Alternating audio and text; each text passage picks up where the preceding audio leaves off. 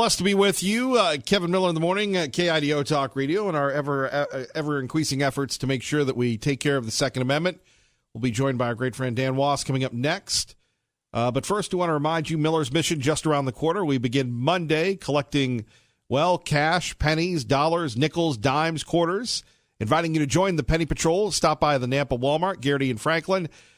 Anytime, we'll be living there, thanks to our friends at Camping World, our great friends at Team Mazda Subaru, and the Boise Rescue Mission. People give all year round, but in the summer months, it is tough. We need your water. We need your clothes.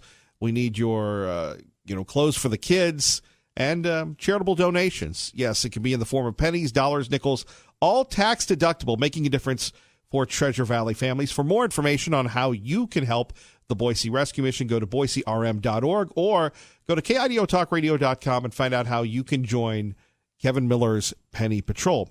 Joining us now, Dan Wass, to talk a little bit about the Second Amendment and the presidential candidates. He's the author of Good Gun, Bad Guy, Behind the Lies of the Anti-Gun Radical, the Lies of the Anti-Gun Radical, Good Gun, Bad Guy 2, Destroying the Anti-Gun Narrative. Dan, good to have you back.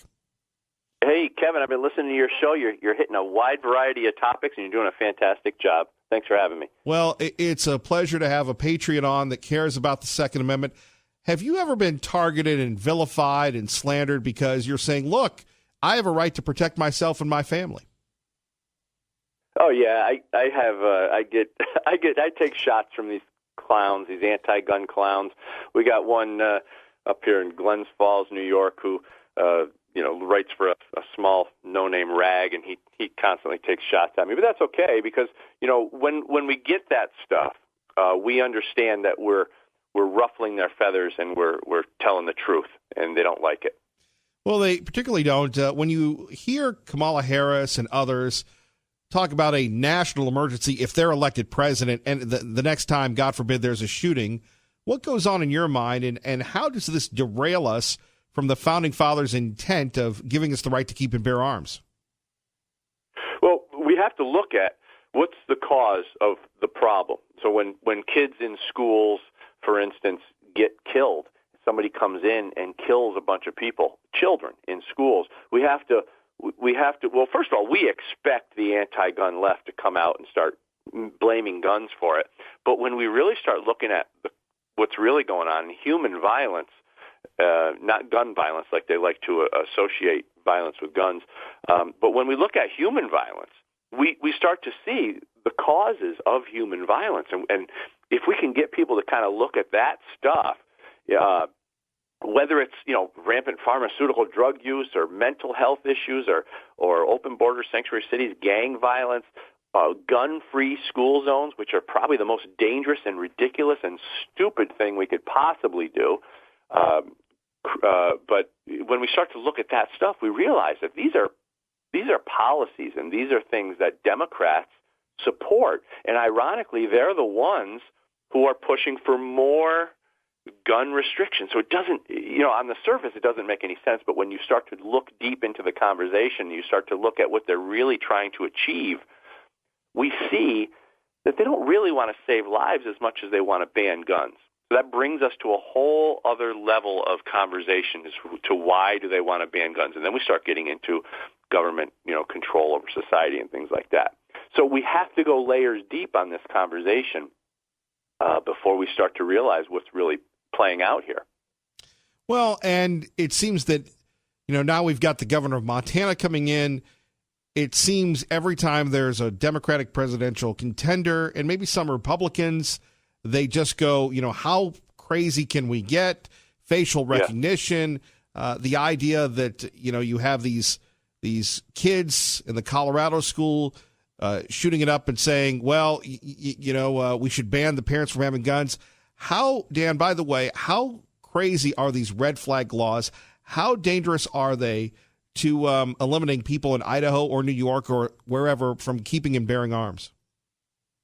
Well, let me give you an example. There's a guy named Gary Willis in Maryland who was shot and killed in his front doorway because a red flag law leveraged the police department to go to his house, threaten him to take his guns without any due process, merely the accusation of a family member who told them that he could be a risk.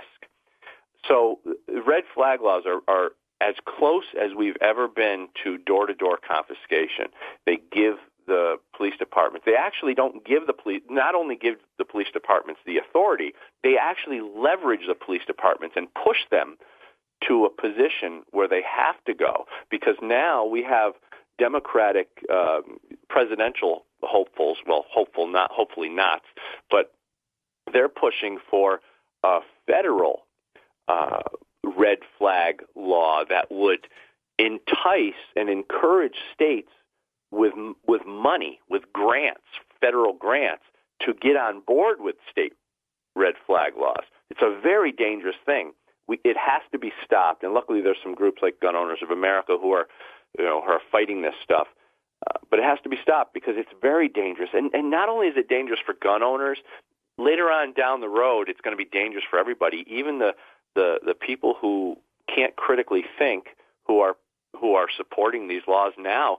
These type of confiscations will affect them in a negative way as well. Dan Wass joining us. Good guy, good gun, bad guy, behind the lies of the anti-gun radical. Good gun, bad guy too, destroying the anti-gun narrative. Let's take a look at the Democratic presidential contenders. Cory Booker telling CNN. Do we have to, Kevin? Just kidding. Go ahead. No, let's start with Cory Booker. Very much an unknown, yet the media is trying to give him some wind for his sails. He's not a fan of guns and prayer, apparently. No, and I think a lot of them just go really far left because they've already scared their voters to death when it comes to guns.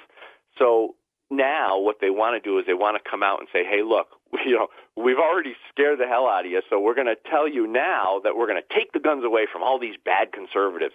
So that's why they're doing it, because they're really trying to capture those votes at this point during these primaries. But Cory Booker, what a clown! I mean, he is pushing for all sorts of nonsense. He wants people to be able to sue gun manufacturers if there's if somebody gets hurt with a gun. Basically, they want to try to sue gun manufacturers out of business.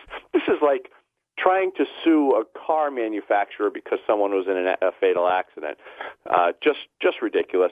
Again, like I said before, the pay states to implement red flag laws. Just all the micro stamping on ammunition, which is a huge fail. It would be a disaster for many reasons. Ban standard capacity magazines, all sorts of nonsense. Universal background checks are always screaming about universal background checks. Banning their so-called assault weapons. Just a whole list of stuff that would violate good people's rights under the Second Amendment. So it's very scary. It's ridiculous, but I think part of their mission is to gain votes. Well, and you've got this from CNN. 2 4-year-olds have died by guns in separate states in the past 2 days. 209 children killed by a gun in 2019, according to the Gun Violence Archive. Again, you have these stories, and they're tragic. No one wants this to happen, and yet people use these tragedies to try and promote their agenda. Well, what they do, they like to manipulate that data point you just read. I think you said 2 children. I didn't read this story yet, but I can tell as soon as you said those 2 sentences, I can tell you a couple things. 2 children. Well, there are mishaps occasionally, but the numbers of accidental firearm deaths are minuscule. They're so tiny. More children, 6 to 7 times more children will die by drowning in their backyard swimming pool than accidental firearm deaths. So the numbers are really, really tiny on that. I'm not saying that it's a good thing. I'm saying it's still terrible, but the numbers are very small. Now, the 209 children that you just read, I will bet, and I haven't looked into this, but when they classify children, they're also talking about anyone under 18, and a lot of those are gang members. So they can find ways to classify gang members as children and put them into that number of 209. So I don't. Some of those reports I don't believe. I don't give them very much credibility. Yeah, let's take a look at the Democratic House of Representatives. They continue to push their legislation. It's not going to go anywhere, but they do that to feed their anti-gun constituents. What would happen if we had a Democratic president? Well, I think we'd continue the fighting that we're doing right now. And I don't think a whole lot would change because right now we've come under a lot of fire for, with these irrational gun restrictions. So I don't know that the gun fight, the battle to preserve our Second Amendment would change a whole lot. I think they would try, whoever did come in would try to gain their support and gain their voter support and stuff like that, and they'd push for more. But we'd be fighting back just like we always do, and pro-gun groups would be going to court and fighting these laws back just like we always do, and which we're going to need to continue to do because they're never going to stop. So we just need to be stronger. We can't ever relent in defending our Second Amendment. And fortunately, more people are getting on board every day. Finally, the tragedy, the hypocrisy of these gun-free zones.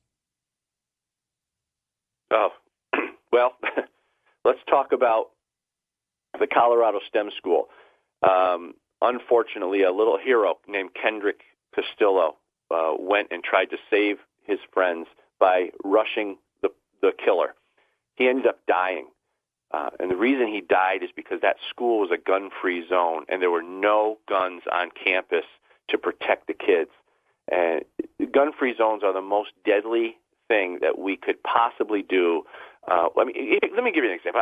On what planet does it make sense to bus hundreds of children into schools all over the country every day, 5 days a week for 8 hours a day and keep them there, and then take away all forms of self-defense, armed security, and then post signs on these buildings that advertise that everyone inside is unarmed and helpless?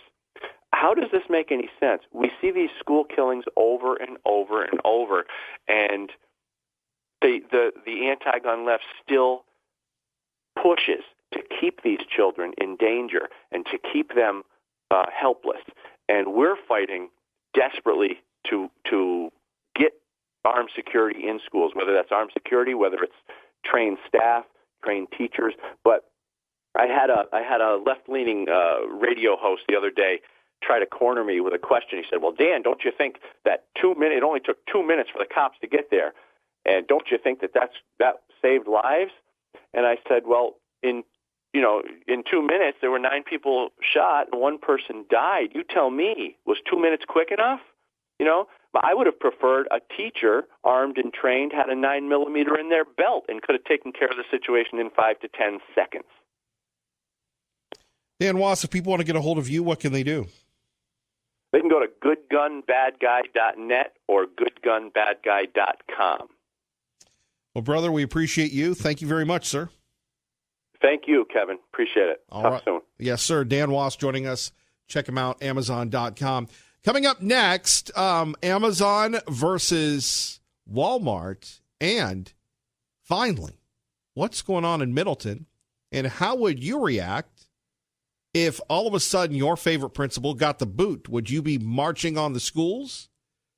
That's what they're doing in Middleton. And then in Star, you've got these allegations against the middle school principal and his wife. We'll give you the details next. And, of course, you're always welcome to join the conversation at 580-5436, 580-KIDO. You're listening to Kevin Miller only on KIDO Talk Radio. Rolling right along, less than a week away from Miller's Mission, collecting money for the Boise Rescue Mission, toys, non-perishable food items, clothes, new clothes, kids' clothes, clothes for veterans. For more information on how you can help, KIDOTalkRadio.com. If you'd like to collect pennies and cash and other donations, it would be lovely if we could have pounds and pounds of pennies or even dollars and cents. That would be great. Just go to KIDOTalkRadio.com, BoiseRM.org. and help us make a difference. And if you're friends on social media with us or on the KIDO Talk Radio Facebook site or Kevin Miller Show, whatever, if you would share those posts, that would really help us spread the message, help us to get it to as many people as possible. If you're new to the area, Miller's Mission, we do this twice a year. We live at the Walmart, Garrity and Franklin in beautiful Nampa, Idaho, where we live there. That's right. Thanks to Team Mazda Subaru. They supply the funds to make this happen. We go there. We live there. Thanks to Camping World and the Boise Rescue Mission, and collect. And the show doesn't end at 9. We go till 7 o'clock at night. And you could stop by anytime, see me. I'll be a little grumpy, probably coughing like I am now, but always thankful for your good works. In the era of what we can't do, it's so refreshing to be a part of this effort. Thanks to you and our great sponsors for allowing us to make a difference in the lives of Treasure Valley families. More information on how you can join the Penny Patrol, KIDOTalkRadio.com and BoiseRM.org. So, coming up next, Middleton, the kids are running wild. Why this might be a good thing. First, traffic, weather together, KIDO Talk Radio. Good morning, Dave. Okay, what's going on in Middleton? Let's get the details from our friends at Channel 7, courtesy of KIDO Talk Radio. With chants of Merrill and sporting several signs with things like Bring Back Ben, March for Merrill, and Dr. Merrill is our captain, dozens of Middleton High students organized a march to get their principal back. The students also collected 487 student signatures spread across several different pages to present to the school board in favor of Merrill. The school board determined that Mr. Merrill was running a dysfunctional school, and as a student body, we just wanted to show through this petition and through the march that our school isn't dysfunctional at all. A lot of the parents and a lot of the students emphasized that we needed a voice, but sometimes people really felt that they didn't have a voice. And so me and my buddy Travis stepped up, and we feel like that we can make a difference, and this is one of the ways. This is a positive way to do it. Instead of getting mad and raising our fists, we're deciding to stand up and just... Getting mad and raising our fist. Now, you can look at this thing two ways. It's great that the kids are socially active right before the end of the year blues, the end of the year distractions. But you do kind of wonder, if you're running a dysfunctional school, is this really a credit to the administration if you have a bunch of kids protesting and raising a ruckus? I don't know. It could go either way on this one. Well, no, I'll weigh in on this. I think it's a good thing. The kids are actively involved. Of course, one of the things that we learn as adults and continue to learn as kids and adults again and again, no matter how old you are, no matter how young you are, the rules are rules. 400 signatures, that's pretty good for kids that are usually, we criticize them for, playing video games and such. Maybe the adults that allegedly threaten the school board members would, in fact, learn from the kids. By the way, not to beat up on Middleton, because it's a great community, lovely, lovely people in Middleton. But really, what is going on there? We had the controversy, and really it involves the schools with the teachers with the wall picture. And again, they were directed to do that. Then some dummy, some dope puts it up on Facebook, and you have good educators vilified. Then we have the sanctimonious NASA astronaut coming in and lecturing them for being racist, even though, in my opinion, they weren't. It was in poor taste. And that makes major news that this guy can come in and look, everybody's entitled to an opinion. He comes in and I'm going to make a statement. Just move on with your life. Thankfully, those teachers weren't fired for that. And then you have the situation involving this principal. Now, you can either look at the superintendent, you can look at the school board, but something's going on in this neighborhood. Something's going on with the school district that needs to be looked at. I don't really know if having 400 kids marching up and down the streets is a good thing. It's better than apathy. But at 580-5436, 580-KIDO, I don't think that it matters what the kids are going to say. And then you had a school board member jump in there and say, hey, we'd like to bring him back. You can't do that. Once you make a decision, and look, I've been there. I've been there where I begged for my job. How many times have you been there? Where, hey, we're going in a different direction. Great, where are we going? Well, we're going without you. And hopefully you've never been in that situation where all of a sudden you're just done. And you're thinking to yourself, no, how can I make it better? How can I do this? Well, I'll take this job. I'll clean the floors. I'll do extra work. I won't get paid. Please let me stay. The decision is final. The school board really is in an impossible situation here, isn't it? At 580-5436, 580-KIDO. If they bring back the principal, then the kids run the school. do it in a more civil manner and to be positive and encourage Merrill in everything he does. The students marched from Ridley's to the middle school cafeteria where the board was meeting. And those in attendance at public meetings, which we're at tonight, have a right to observe, to watch, to be here, to listen, not to participate. Well, that's right. You be quiet, you little kids. You don't be rambunctious. Shame, shame, know your name. Middleton Mayor Darren Taylor kicked off the meeting by warning the public that disorderly conduct, like the last school board meeting, kicked off the meeting by warning the public that What they say, the Middleton mayor? He warned the folks there about disorderly conduct? Now, maybe I got that wrong. I didn't hear that correctly, but if that's the case, then you have the issue. Yeah, Darren Taylor, remember? The city council voted him a vote of no confidence. What's he doing at the school board meeting? Now, he had domestic violence charges dropped against him. Look, I don't want to bag on Middleton because I like that community. It's a beautiful community.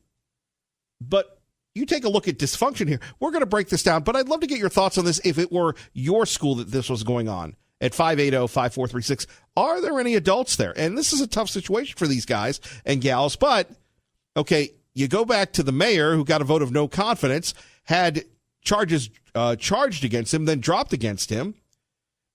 People wanted him to resign. He didn't. So he's telling the people to behave. Then you've got, the elementary or middle school folks who said, look, we want you to be part of this thing. And then all of a sudden they are, and boom, they're embarrassed. They get lectured by a former NASA astronaut. And now the principal gets the boot. What is going on in Middleton? And you're thinking, Kevin Miller, I live in Nampa, I live in Cuna. Who cares? Well, what would it be if it were your community? Because this is really unusual. It's been a heck of a year in Middleton. Kevin Miller, KIDO Talk Radio. Good morning, Maggie. Rolling out to Jeff Monasso, Fox News Radio, with the latest concerning the shenanigans of the folks in San Francisco and whether or not facial recognition technology will be used. Jeff, good morning. Hey, good morning, Kevin. Yes, San Francisco is on track to become the first U.S. city to ban the use of facial recognition by police and other city agencies. Critics call it unchecked surveillance, Big Brother following them everywhere, even though the San Francisco police, they don't use this software. This proposed ordinance would make sure that they never could. This facial recognition software is able to look for suspects and to prevent crimes like identity fraud. Computer vision tools could also, for instance, help identify critically missing children or protesters moving throughout a crowd looking for criminal records or people who were wanted, or even for retailers to analyze a shopper's facial expression as they pursue store shelves. Critics say the technology comes at a price, that people of color are often misrepresented or misidentified, I should say, because of their darker skin tones, and that the technology raises concerns over civil rights issues. They worry that people will one day not be able to go to a park or to a store or a school without being identified and tracked. Across the Bay, the city of Oakland is also considering a similar ban on facial recognition technology. Of course, we'll probably see this in other cities and other states coming soon. Well, it's possible. I know that Washington, there was a couple places in Washington that tried to do something similar. Supporters of the technology, mostly law enforcement, argue that the bans could put communities at risk, that the technology puts law enforcement at the forefront of crime fighting. So, for instance, this special software from Amazon called Rekognition. It can take an image of a suspect from a surveillance video and compare it with thousands of jail mugshots in just seconds.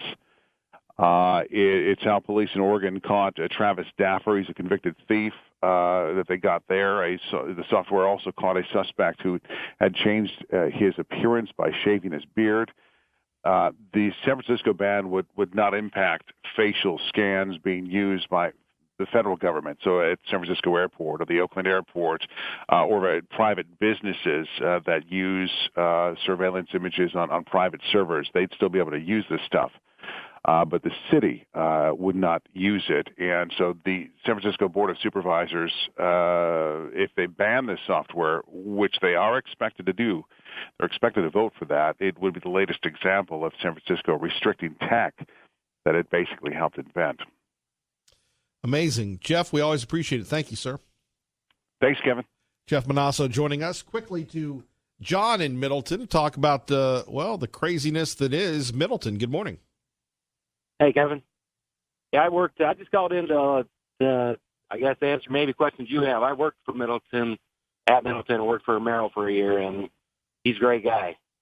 There's no dysfunction going on at that school district that needs to be checked into. You have great teachers, great superintendent. Merrill's a great principal. Students are awesome. So I'm not sure what you mean by something needs to be checked into. They've just ended up in the news a couple times. Well, but it's a great district, and the kids, I'm proud of the kids doing what they did. Well, let me just go over what's in the water in Middleton. And I like Middleton. Middleton was the second school that started our school program back when the high school was fairly new. We'd love to go back there next school season, or if they have summer school. Here's what we have. We have the situation with the elementary, middle school teachers that were told, hey, you need to do this as a bonding exercise. And then some dope puts it on Facebook, and then they're vilified. People call for their resignation. People protest to support the teachers. Then you have the astronaut coming in to lecture them as if they need to be lectured by some guy that went to space. Look, a great accomplishment, but look, if you want to go inspire the kids, that's great. Don't make it political. Then you've got the situation where the charges were against the mayor. Now they've been dismissed. The city council saying they want the mayor out. He's there. And then you have the situation involving the principal. If nothing else, Middleton is in the news. Yeah, I understand that. I just think it's a perfect storm caused by social media. Middleton happens to be just the place that the perfect storm happened. It's a great. I know you know that. It's a great place. Yes, it is. It's a great place to live. It was a great place to teach, and just a great. But it all comes down to a few stupid people doing stupid things, and it happens to always. At least in the last year, it seems to be happening in Middleton. But I know you agree. It's a great school district. That's all I called in to say. I didn't teach there the last year, so I don't know what Ben could have done in the last year to be dysfunctional. But the guy puts his 100% of his heart and soul into the kids there. Well, apparently the kids are supporting him in an age of apathy and people texting instead of learning. Have 400 signatures says something significant about him. Yes, and the students there. All right, John, we appreciate you. Thank you, brother. Yeah, thanks. Bye. 580-5436, 580-KIDO. Let's finish this story where the mayor of Middleton is telling people how to behave. Now, remember, he received a no-confidence vote from the city council. Here you have, by the way, here you have these students that are there exercising their rights. Let's take a listen. Orderly conduct, like the last school board meeting saw, would not be tolerated. And in fact, people who violated that would be fined. This is a wonderful process, and it must be orderly. Disorderly conduct is actually a violation of city code. During the meeting, board member Marianne Blackwell proposed an amendment to the board's agenda. Okay, with the outpouring of support and over 500 plus signatures, I'd ask that we put on the agenda to reinstate Mr. Merrill as principal. Well, you got to give it to that young lady. She's putting it on the line. Now, I don't know if the kids were given demerits for cheering. And looking at the situation, and you're saying, well, Kevin Miller, we're on the radio. I understand that. You don't have to be, as accomplished as Dr. Custer to get that. But however, here you have this packed auditorium, primarily of kids. And the kids are saying, we want our principal back. Now, in this case, usually that doesn't happen. But you have one school board member saying, let's reinstate him. Look, when you get the boot, I know I've been given the boot more times than most.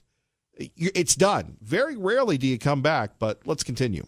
Proposal was met with cheers. It didn't get a second. Motion dies for lack of second. There we have the motion dies. So at 580-5436, 580-KIDO, going back over what we said with John, Middleton, great school district, but if this were your school district, maybe you like your kid's teacher, maybe you don't. Maybe you like your kid's principal, maybe you don't.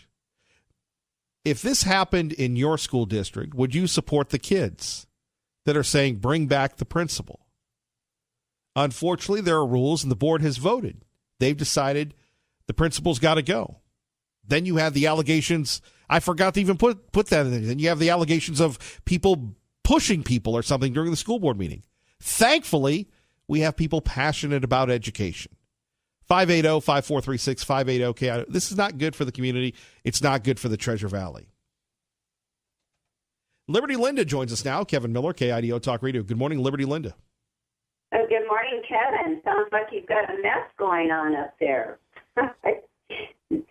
That's why I'm glad that you go in and you go directly to the youth. You talk to them, and, we know that they're great youth in Middleton and the schools up there, and we're so thankful that you bring that to us. And intelligence, wow, the youth up there, they are intelligent. And anyway, so thank you for what you do with the schools up there. That's what I basically had to say, regarding all the other, I don't know. Anyway. Well, think about this, though. Here you have a principal that they have over 500 signatures. You have the kids marching, and they decided to give him the boot. Look, that is the prerogative. However, let's go over the evidence. You have allegations that I believe the police are investigating whether somebody got out of hand at the last school board meeting. You have the mayor, who was given a vote of no confidence because of charges that were later dropped against him, lecturing people on behavior. Then, we go back to what happened with the teachers that were dressed up as the wall. That was never supposed to be made public. Then it was. Then they were lectured by an astronaut. And let's not forget the shenanigans, the alleged shenanigans of going on with the Star Middle School principal. By the way, brand new school, I believe. All of a sudden, he's in there, and his wife is there. I mean, starving kids, this, that, and the other. These are allegations. People are innocent until proven guilty. But what is going on in the Star Middleton region of our area? I agree. What a mess you got going on there, and I hope you get to the bottom of it. But, that's what, again, I say, thank goodness you go in and talk to the youth. Wonderful youth there in the Treasure Valley. So hopefully this will get all straightened out. But he got the boot. So I don't know if there's. So you're saying once you get the boot, you get the boot. There's no coming back from the boot. Yeah, that's pretty hard to do. Even though, I had many teachers that I absolutely loved when I was going to school. And if any one of them got the boot, I would have gone in and spoke up for them. So I don't know what's going on. And looks like he's gone.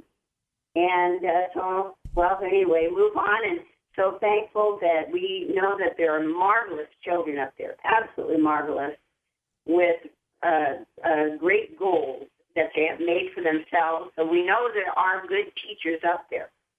And so thank you for that, Kevin. But hopefully, we don't know. That sounds like maybe the end of that we won't hear any more about that. Anyway, I did call in because I wanted to say that I agreed with what Pro-Life had said yesterday. That President Trump does need to close our borders completely. And I have said that before. We need to have our military on our southern border, and I do believe that they should shoot a warning shot first above someone's head, before they come across our border. We want to let them know that we're starting to defend our country.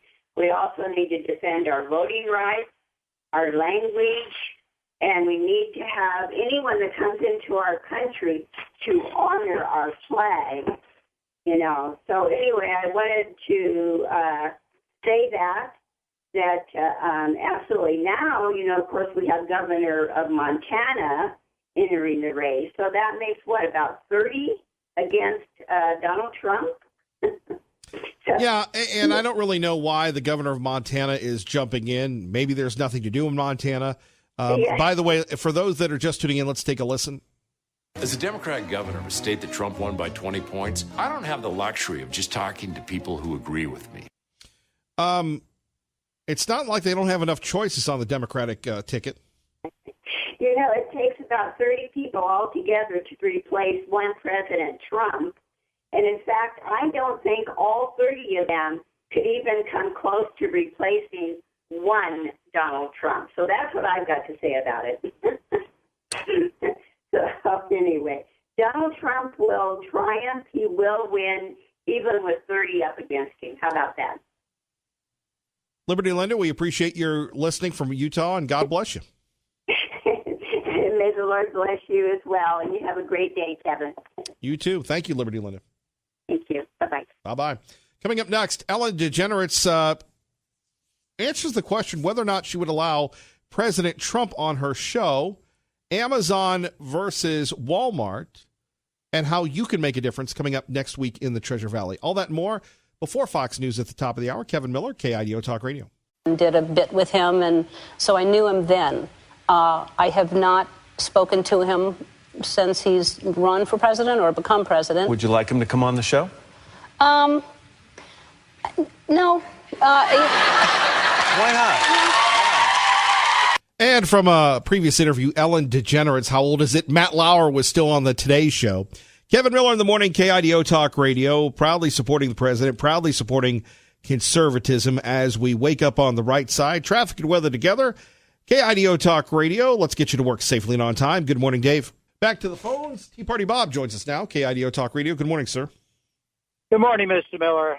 Just a few words on this Middleton situation. We had a similar situation here in Meridian with the school board, and we had some recall elections. There were some people that left the board, some that were thrown off. But you've got an army of people out there who signed those petitions. If they really want to change things, then they need to hold a recall election, and they need to change the school board if they don't like what they're doing. There's really no other way to do it. Once they're in power, they are in control. So it's up to the people to make the change.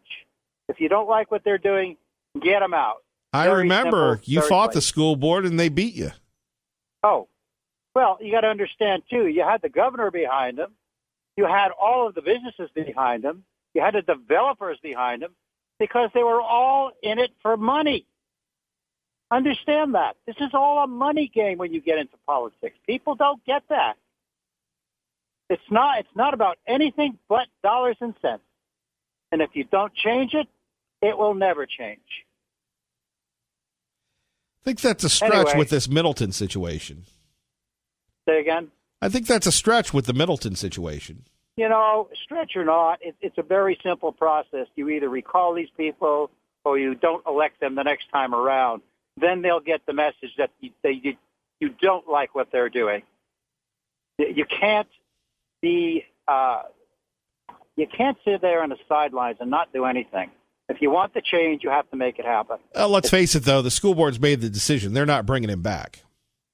Well, no, so get rid of the school board and get some people in there that will change it. Maybe some people like that the principal got the boot. Very possible. Let's find out who they are and find out what they have in terms of interest. Look, maybe you haven't been fired, but you know how it is, little buddy. Sometimes you just got to go. Look, I went through all of this baloney with the SAB test, brought down a petition to our legislator, and it had the equivalent of 35,000 signatures on it from people who were running groups. And they just kind of dissed me until I found out later that legislator sat on a board of directors of a very major foundation in town that had tremendous control with money in the school districts. There's always a reason for these things to happen. You have to find out what it is, and then you have to go after it. Well, if anybody's going to go after it, it's you.